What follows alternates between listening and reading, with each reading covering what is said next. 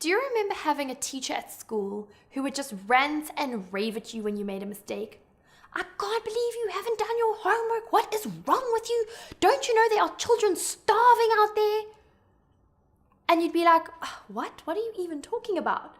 And how is that going to make me more responsible with my studies? I think so often we use punishment that is disconnected from the mistake a child has made. And yes, punishment might stop a child from doing something in the short term, but most of the time, all it tells them is don't get caught or don't do this when your parents are around. The word discipline is the same as the word disciple.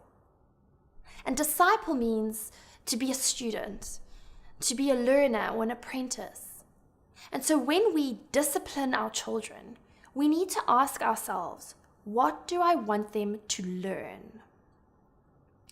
And I believe that the way that children learn best about how life works and about how to solve problems and think for themselves is through natural consequences. Say, for example, my 2-year-old upends his cereal on the floor. I could shout at him and take him to his room or take away one of his toys. But what is that teaching him? Or I could take him to the kitchen, we could get a cloth, go back to the table, and I could talk him through cleaning it up. He's learning that when he makes a mess, he needs to clean it up.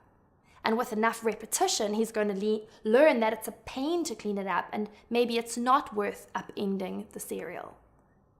Teaching with natural consequences helps kids learn to make decisions. Or say, for example, your kids are playing cricket outside in the driveway, and you've told them a number of times to go to the back garden. Of course, they're staying in the driveway, and then next thing you hear a doosh. The car has been dented. You could scream and shout, you could take away their screen time, or you could ground them. But what are they learning? Instead, maybe you take them with you to the panel beaters to get the quotes. When you know how much it's going to cost, you sit down and work out a payment scheme out of their pocket money or out of money they've earned, and they pay off their mistakes. The natural consequences are the things they learn, and that is what helps them to go through life. Why don't you give it a try this week?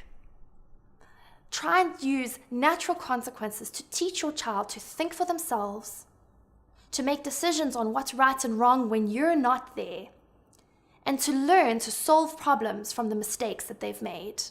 Have a great week.